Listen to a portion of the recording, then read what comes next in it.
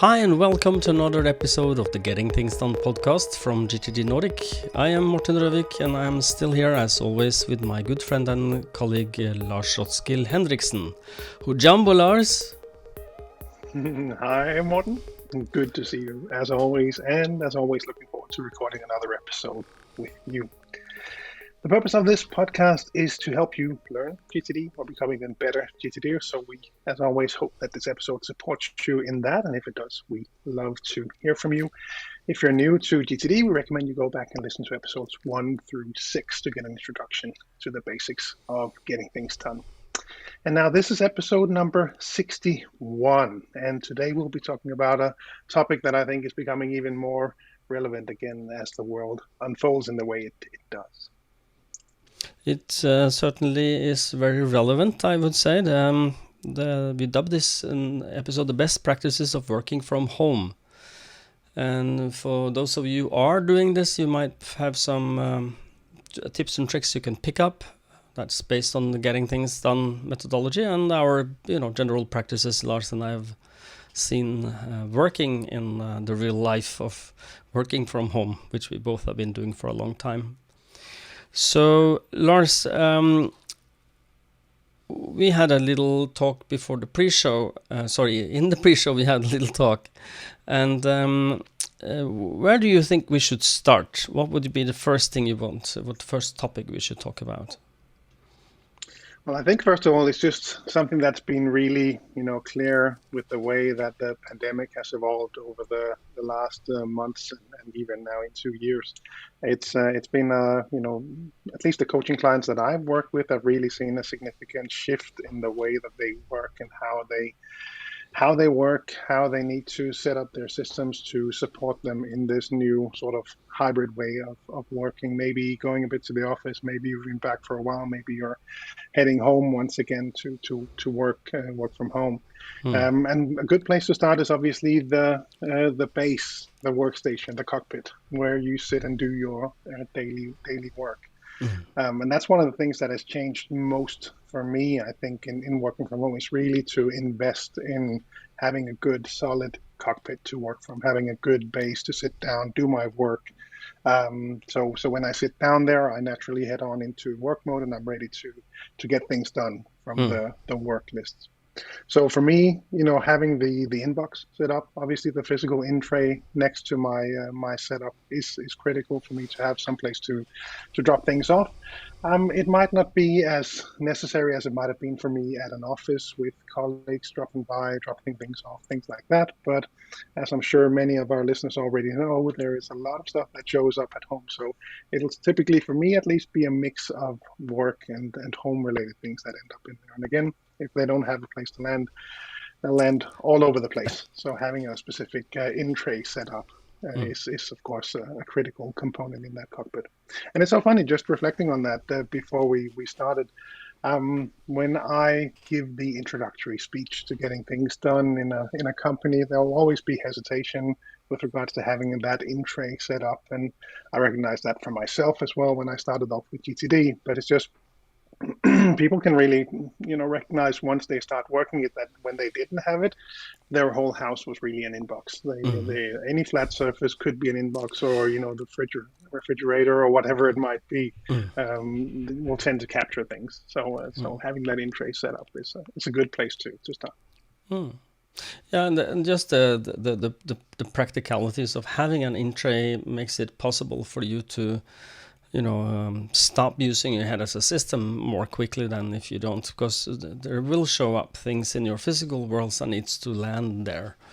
Both work and personal related objects, and specifically when you work from home, that might be a good idea. Just get one. And it is, as I was talking to my wife, she wanted me to.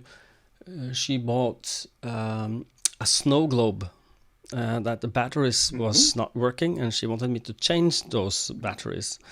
And so I said to put it in my inbox, and she did. And the batteries get changed, or actually they haven't been changed yet. But that resulted in buy 2 LR44 batteries at our Home Depot or locally the same, and don't underestimate that in a home office to have an in-tray. That's really important. I do agree with you. And it's funny that you mentioned that as an example, because as we record this approaching Christmas, I never knew there were so many different types of batteries that existed out there. So now that you mentioned that, when we had 2 or 3 different ones that I had to go pick up as well to make sure that we had, the lights for the kids' bikes and all the different Christmas lights that came up. So again, the inbox a good place for that. And another thing that actually then leads into that is a good place for support material. So all of the stuff that you need when performing a next action or to get an overview of a project, we need to store those things someplace. So what I found is that initially I saw the need for the inbox, and I started to see these things that didn't really have a place to land. So these things that I needed to do. So where would you put that snow globe while you were waiting to get those batteries? So having a place for that kind of thing, I do tend to see that people are missing this in their setup. So make sure that you have a place for those kinds of things, especially when it's work-related things you have to read, stuff you need to go through before you head into an important meeting that's printed physically. Then have that place somewhere. So for me, it's just another tray, similar to the in-tray here at the office.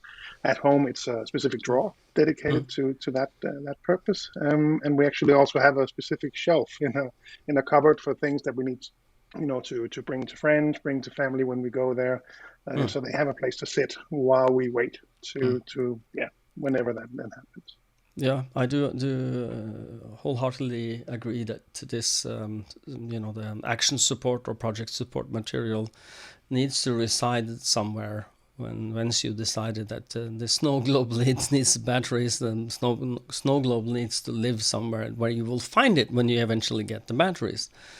And I do agree, and I have also action support in tray, and I also have part of a shelf that I call my action support or project support material, and I also have this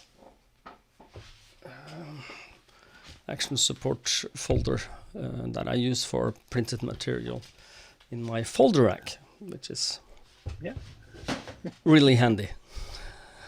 Yeah, I have that too. It's more worn out than yours. I don't think you can even read it anymore. What's on my label? It's been used that much over the years. And then that's of course, good. Having that cockpit, making sure that you have your own cockpit. Oftentimes, and sometimes you may be constrained physically. There might not be enough room for you to have each of your own workstations. But I saw that now as part of a move that we made last year, having separate desks, having a place to work, each of us, both of us working from home sometimes. It really is just critical to have that space for yourself. So if possible, if you have room for it, then have your own separate setup with all the things that you need. And if possible, as we start to work more from home, having good equipment, having a good good screen, everything set up right. Your desk is at the right height. Your chair is at the right height. That you have everything you need easily available to you. I think that equipment setup is something that probably people might want to invest in now that we might again see us working more from home. And actually, I think we just spoke about that before as well, upgrading equipment. Yeah, indeed. I have an iMac that is, I think the English expression is long in the tooth, which means in the plain language that it's a little old and it's a little slow. And when I started to try and open up Ecamm Live that we use for recording, the machine went into, I don't want to make this, I am very jagged, and so I had to restart the machine. So I'm looking forward to buy a new iMac, because I recognize that as one of my most important tools. And people tell me, this is one of my pet peeves when I talk to leaders in companies, is that, oh no, our company policy says that I can't have another iPhone than anyone else, so I have to have this old model, we buy them cheap. And I tell them, tell this person is, what is your hourly rate? How much do you make in 1 hour? How much does you cost the company for 1 hour? And this is your price. Okay.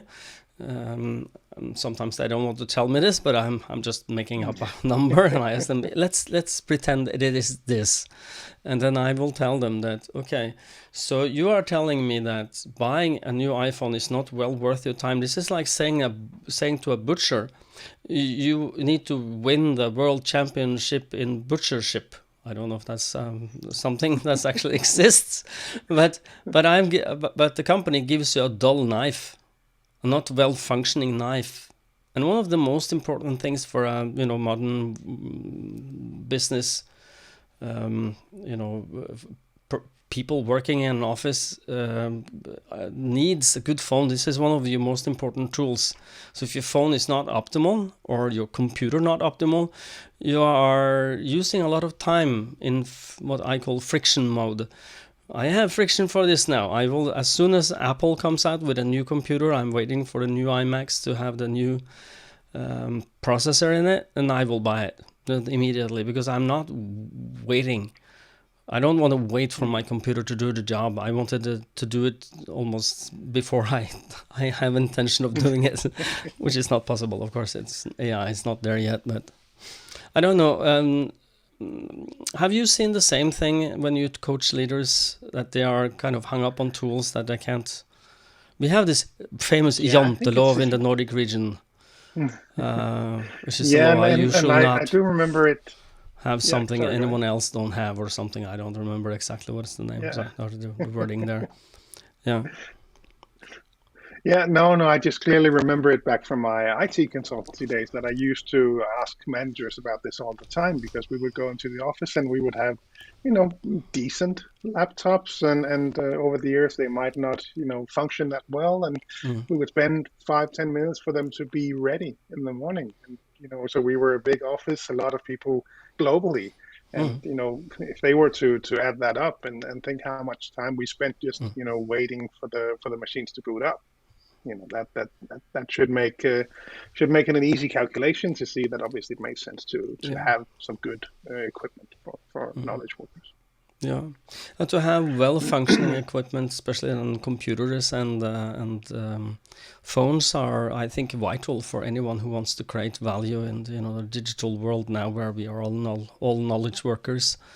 So, and I'm sure you would make a CFO cry if you made a possibility or had the possibility to actually make a calculation of what it costs you, of the wasted time for waiting a computer to boot. A computer should open and be ready. That's the ideal scenario. Not 5 minutes to wait for boot time is, 4 minutes and 30 seconds too much, I think. Yeah, completely agree. So something to reflect on, especially as you sit there working from home, that you have a good, good screen. Just simply, those kinds of things that then, when you sit and spend that much time to work, that you have a good screen, good for your eyes, good size for you to work from with the work that you do. It's certainly worth looking into. And then I think from a systems perspective, so most of the people listening will likely have a GTD system set up. It will likely be digital, and obviously that'll be hopefully also accessible from home as you work there. Regardless of where you work, you still have access to this system. So making sure that it's set up and working well for you in this new way of working, at least what I've found is one of the key lists to be aware of as you work from home is these agenda lists. So lists where the next action is for you to talk to someone, then that goes on an agenda list for this person, or also have these for different meetings that you show up to, that you have some kind of part in, something that you want to mention in those meetings, that you have agenda lists for these types of meetings. As we don't, work from the office, we don't just, walk by and get a chance to talk. So it's even more critical, in my experience, that you have good solid good solid agenda list for those next actions that you need to discuss with someone. Yeah, and I just want to add to that is that something I think is a good idea for most people who are in the digital world now is that share the idea of an agenda list with the people you are, interacting with.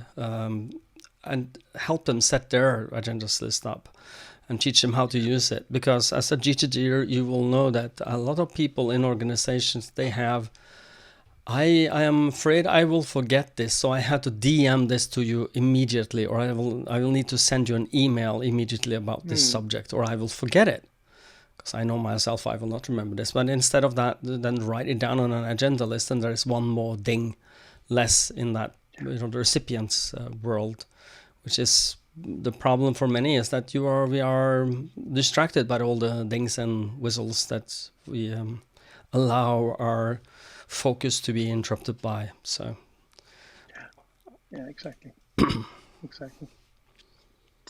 And other than that, I think, at least for me, when reflecting on working from home, as I also did back in the day in my IT consultancy days, one of the critical lists for me was the projects list, to make sure that I had the right overview. So when we would head off into a status meeting, that you would have the updated projects list on your end, that you knew the status of where each of these projects were going. So whatever you had on your list, that you were able to work from that list, and having that overview to share with the team. So I think for those listening who are now starting to work from home, making sure that you have the right solid overview of those projects, so you're ready to go into those status meetings, and of course to support you in working on the right things at the right time as you head out of those meetings.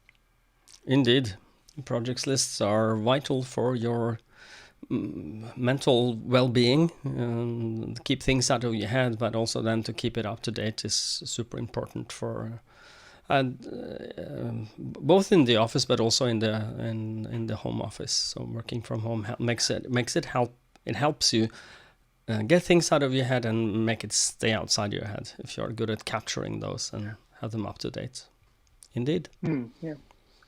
And then also making sure that you have the right context list. So as you switch from office to home, you might want to reflect on whether you have the right list. So it might have been simpler times when you were working at the office, you had your computer list, for example, to work from. As you now maybe start to work from home, maybe a mix of going to the office and working from home, it might make sense to split that list up, or at least reflect on the list that you have to see that they support you in making it relatively easy to figure out what the right thing is for you to do. So for me, my setup is that I have different lists for different things that I want to do into the different locations. So I have a list for my Mac at the office, things that make sense for me to work from there. From home, I use my iPad to work from. I have a list specifically for my iPad for the things that make sense for me to do from that machine. So for me, it really helped to distinguish those two, so I have a good, simple list to work from, because otherwise you'll likely end up with some list where, big Excel stuff where I need to work with a CSV file, a comma separated values file. I don't want to do that on my iPad. I don't think that works very well. It'll often come into conflict someplace along the workflow for me. So I'll make sure to split those tasks up to make sure that it's easy for me to sit down, look at my list, and pick the right things to work from. I'm guessing you've had some of the same experiences. Yes, I have, and when I talk to clients and when we teach this, we just for a reminder for those of you who I heard about this context list. What are they again? And then a context list is a list of next actions, next physical, visible next actions that you can do in one sitting where you have everything you need. That's the most precise definition, at least that I can think of for the next action. And those need to live on a list where, and they should only reside on one list, not on two. They should reside on a list where you need to be physically. For instance, you need to be at the home office, and you can then have one for at home as well. And so it's a physical place, or at the office as we call it now in Norway, office for the physical office. And or a tool you need. So either a physical place or a tool you need. Some people love having, and they have some, let's say they have a CRM system, want to update that just once a week. They go in there and check what's happened, and they don't use it very actively before they decide to do something about it. And then that at CRM would be a context. Or any other, like if you have an SAP talking to a former SAP consultant, Lars, I'm sure you can appreciate that when you are doing something in a specific context, that could also be a tool, like a software tool. And to be clear about them, is very important. And we talked about this, that GTD has had some people giving it criticism because of the context lists. And because they say that, but I can do everything on my PC, so my PC list is very long. Yeah, it might be.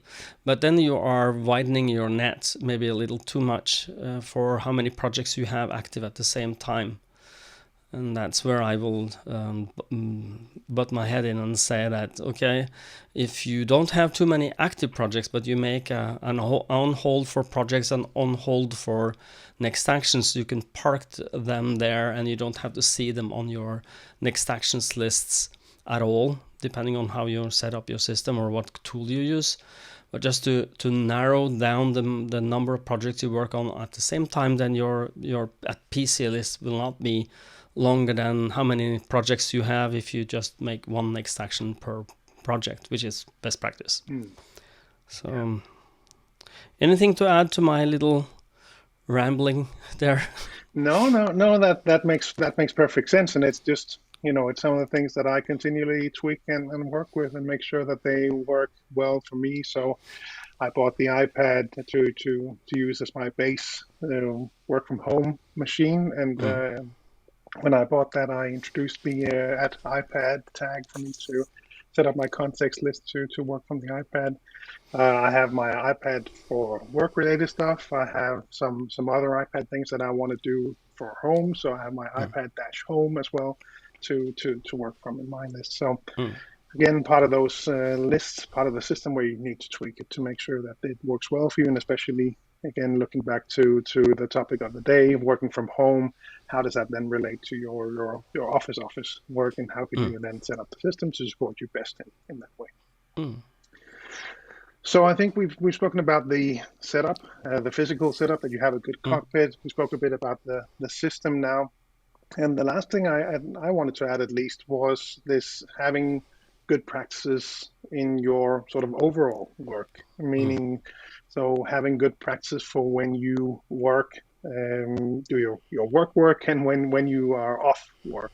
So having specific, time frames set up, having different ways of navigating your system to make sure that you're doing the right things at the right time. And at least my experience with coaching clients is that normally the time setup is critical for them. So obviously clocking in at the right time, clocking out at the right time, and really being aware of that, because it can be, challenging sometimes to work from home.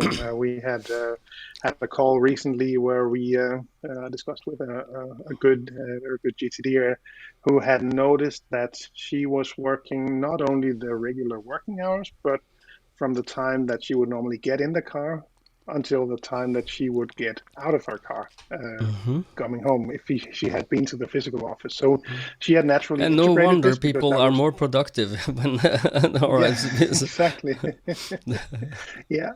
So really being aware of that, and really keeping an eye on whether you need to clock out at a specific time, or you need to get some more things done in any given day, at least reflecting on that and making sure that you sort of are able to shut down and say, okay, so now I'm off work, I'll step out the office, I'll close down the laptop or whatever you're working from, and then really say, okay, so now I'm home. If I'm reminded about something, I can still write it down. I can go in there and throw it in my in tray, and I can, stay in home mode, even though it's the office is just there. I heard some people talk about this, and I've tried it a little, and I'm surely not the right candidate for this, because I feel that when I leave my home office space, I don't think about work until I have to go back there, or something happens that I get a call or something. But people are telling me that they have rituals for when they are shutting off work, and it could be that you just put your computer on standby, and then says something. I hear people talk about system shutdown or something like this. They say something that makes them remember that now I'm switching off my work. It's like this is not related directly, but indirectly, is that my wife and I, she want to make sure. She always asks me, "Did you lock the door?" We have our outer door, and of course I do, because I have this habit. I will always turn the knob to lock the door. 99.9% of the time I do that. I'm not perfect, so I can be distracted and forget it, but it's 99.9 is fairly close to 100. So we decided that when I locked the door, for her to remember that I actually did it, I locked the door and I say pink elephant. And that's the code word for lock the door. And when she hears that, she can, he said pink elephant. It needs to be a little bizarre, strange something for her to remember. So when we talk about the pink elephant in this home, that means the door is locked.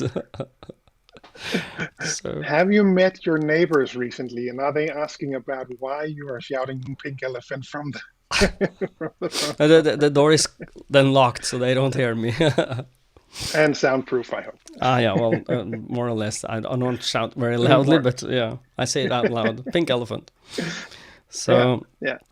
One of the things that I've done to make that shift from work to home is that I've set up. So I'm very Apple based. Meaning I have my iPhone, I have my iPad, I have my Mac at the office. And one of the things that I've set up, just to geek out a bit on the tools, is that I've set up shortcuts. So as I work during the day, my iPad home screens will be set up to show the work specific apps that I use for work. As soon as it hits 4 o'clock, or if I manually toggle it, whether it's work or personal, then it'll switch the screen. So the apps on the screen that shows up are different. I've set up a different background to show me, I'll be, look at my screen and it'll have a picture of me giving a GTD speech or some other GTD picture during the day. And then after those working hours, it'll shift to a personal picture from a summer holiday, and it'll do that on my phone, it'll do that on my iPad, it'll do that on my watch as well. So I found especially the watch part is actually very helpful, that I've kept a very simple watch face with photos of my family that show up from 4 o'clock until the next work day at 8 o'clock in the morning. And while at work, I have this nice detailed set of complications in that watch face that then gives me all the information I need when I do my work. And I think that has actually been a very helpful thing for me. Yeah, exactly. That's actually been very helpful for me to have that set up and automatically happen. You glance at your watch and you understand I'm not at work anymore. Yeah, exactly. Yeah. I've done something similar, but not exactly. But I use Elgato Stream Deck for changing contexts. So you can, for instance, when I start for recording of our podcast now, I have and I will show, for those of you who are listening, you will not understand what I'm doing now, but I'm showing my Stream Deck control board. And this the Stream Deck is USB device you put on your computer, and you are connect to your computer via USB, and you install a little software, and you can program this. And now I can switch profiles. I can do a lot of things from this.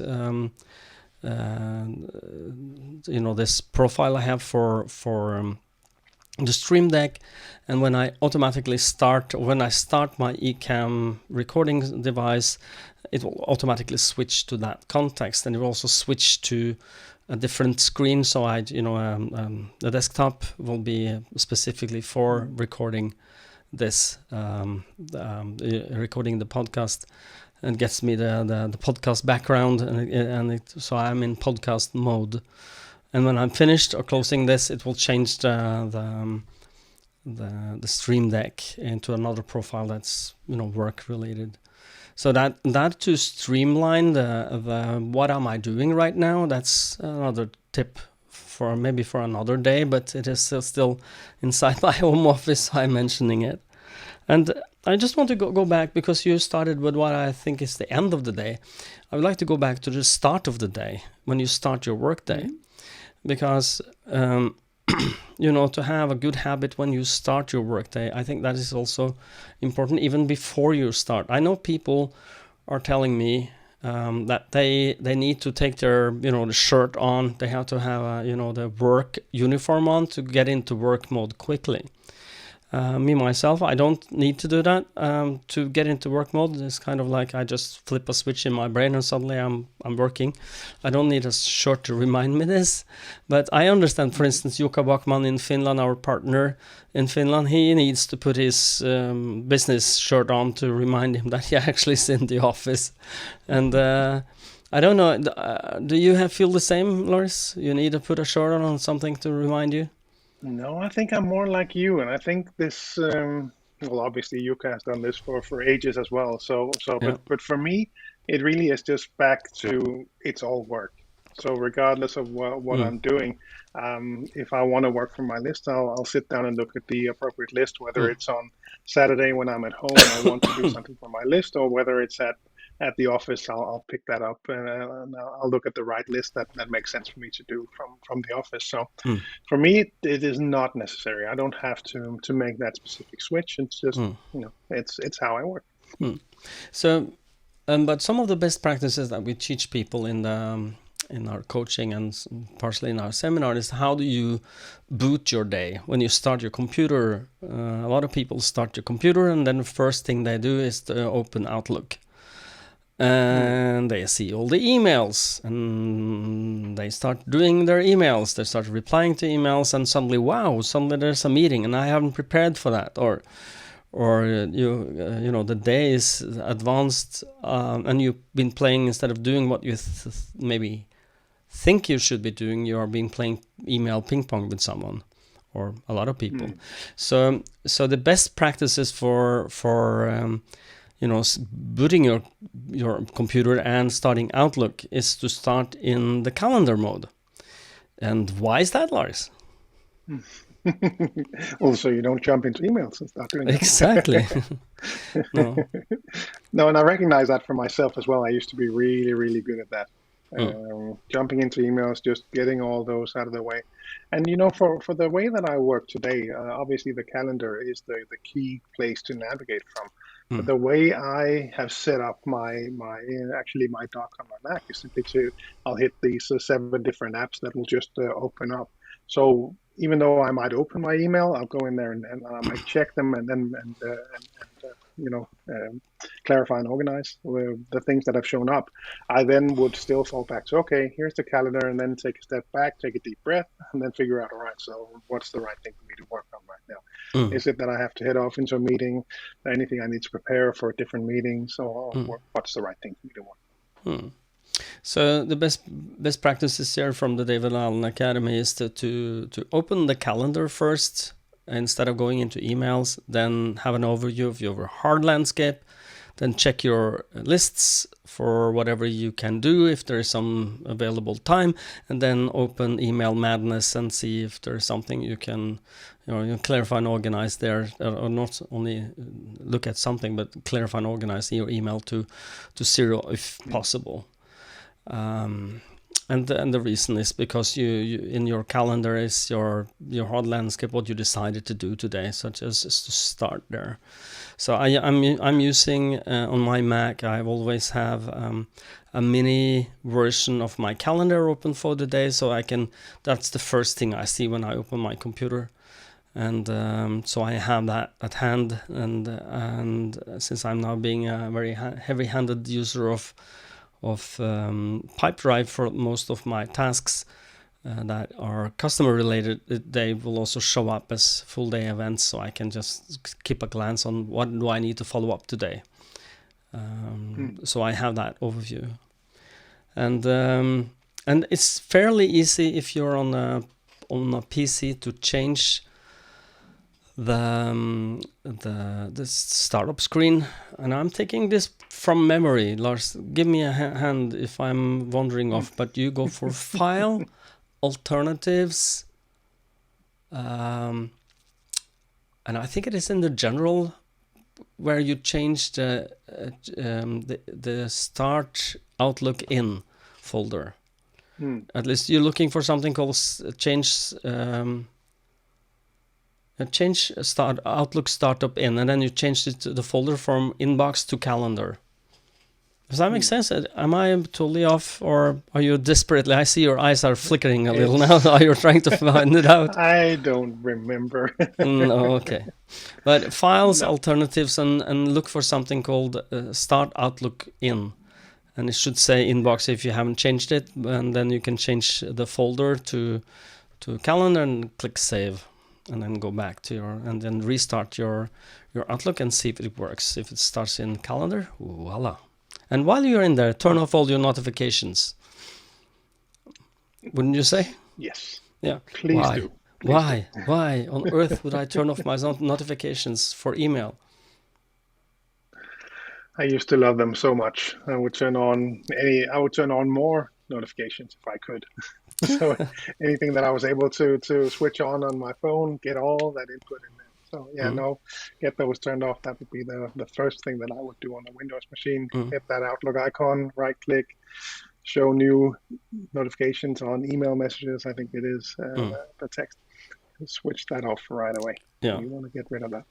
And of course, you want to have calendar notifications, but email notification is the death of your concentration or your ability to focus if you're working on something that actually needs your focus and concentration.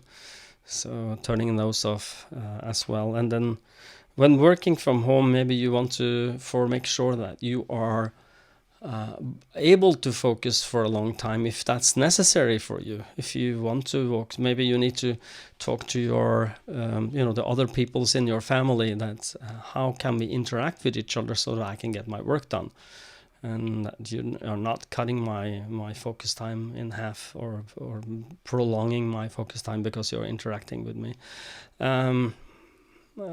Here is very easy. I can slide a door and lock another door, not lock it but close it, and that will be my signal to my wife, who also works from home, that now I'm not available for conversation. So when I'm ready, I just go up and just open the door, and she understands now. She can talk to me and we can interact.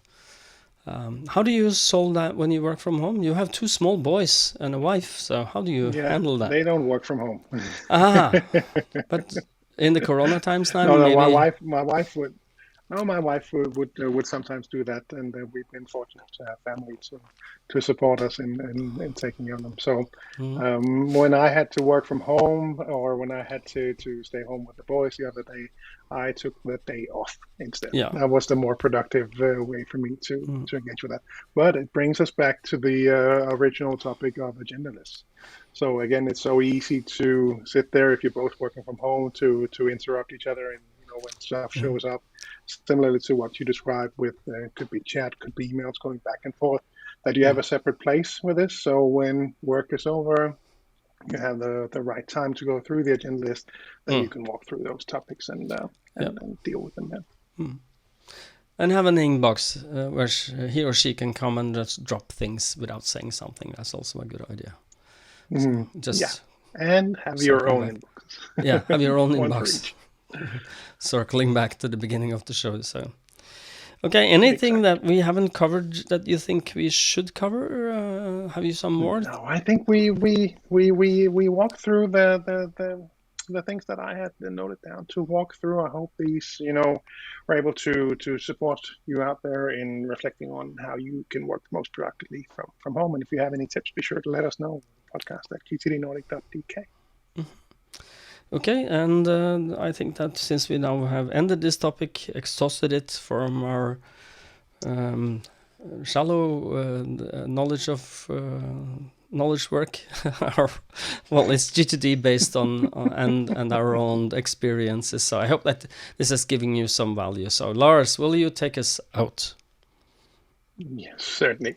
So we always wrap up these episodes by reminding you to head on over to gtdnordic.com and have a look around, because on that website you will find links to all of the country websites for each of the countries in the Nordics. And on those websites you will find articles about GTD, links to groups on social media where natives discuss the methodology, share their own tips and tricks, and of course all of our different offerings, both physical and virtual. If you're outside the Nordics, head on over to gettingthingstart.com to find your local partners. And since we, not recently, I guess for some time now, we've been recording these episodes on video as well. So if you want to watch these episodes instead, you can certainly do that. You can find them on each of our YouTube channels. So you'll find links to each of those in the show notes of the podcast. And lastly, as always, we really hope that you find these episodes valuable. If GTD has made a difference in your life, please consider helping us spreading the message to more people by giving the podcast a rating on Apple Podcasts, or Spotify recently started to offer this. So make sure you hit that rating button. It really helps the discoverability of the podcast, which is why we're here to help other people learn GTD. Well, thank you, Lars, for taking us out. And until next time, people, stay safe and stay productive. Bye-bye. Bye, everyone.